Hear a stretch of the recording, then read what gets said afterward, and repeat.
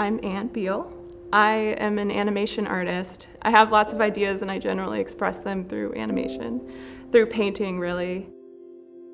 MacDowell was a haven for me. I was there with some amazing people, and listening to them and learning about their lives gave me the space to talk about what I was going through and to talk about my life. I was at a pretty vulnerable place. I was feeling like, can I make this experimental animated film about my experience with mental illness? Can I make, does anyone want to hear from me? Is this a valid experience? And the resounding answer was, yes, it is a valid experience. It's so easy to be afraid and to live in fear. I just want to stress how important it is to be open and to be willing to make mistakes and to be willing to say something stupid, and to be willing to be vulnerable. There are a lot of teaching moments in MacDowell, a lot, and I think that's so important, and it just has to be a safe space for creativity. In order for creativity to flourish, it has to be a place where you can say what's on your mind and receive grace. At MacDowell, you often have older, more experienced artists who are further along in their careers, mentors to the younger people. And that's how MacDowell builds community.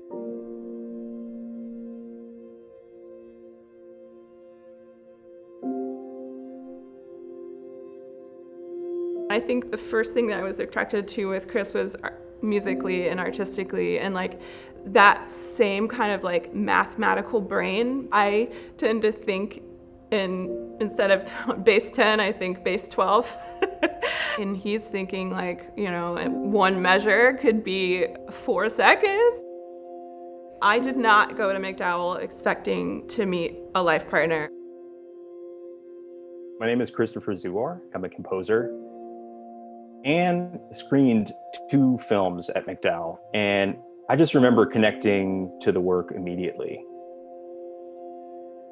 There was the surface level beauty of the image, the elegance of the motion.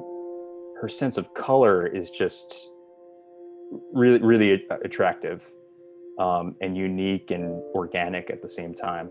It resonated somehow emotionally, that there was something very deep underlying these beautiful images that I was seeing.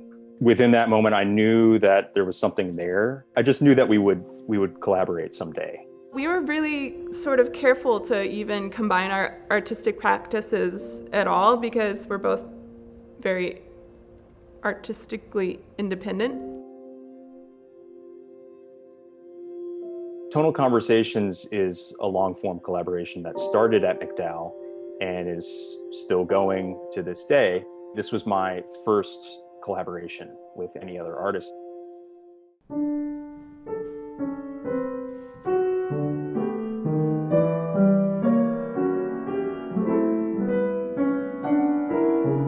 Anne is a musician, so I think she really understands musicians.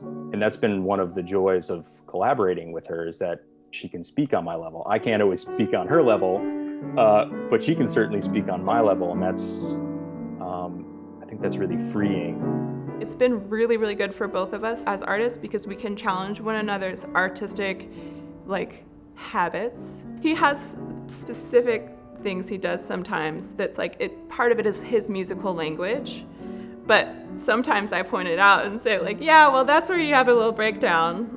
That's where you have your musical tantrum. And then he does that to me sometimes in my animation practice, where he can say, well, yeah, but have you thought about maybe cutting to this other scene? Or you've been pretty obsessed with the color blue for a while. What's that about? MacDowell allowed me to put aside my day-to-day life and just fully engage and immerse myself in my work. I got to spend a lot of time with great jazz pianist and composer Fred Hirsch. He's one of my great musical heroes. And when Fred arrived at MacDowell, it was just this great vehicle for starting a friendship. And I hope Fred wouldn't mind me mentioning that his music, it's unabashedly beautiful. It's him. That's something to really strive for. It's just honesty.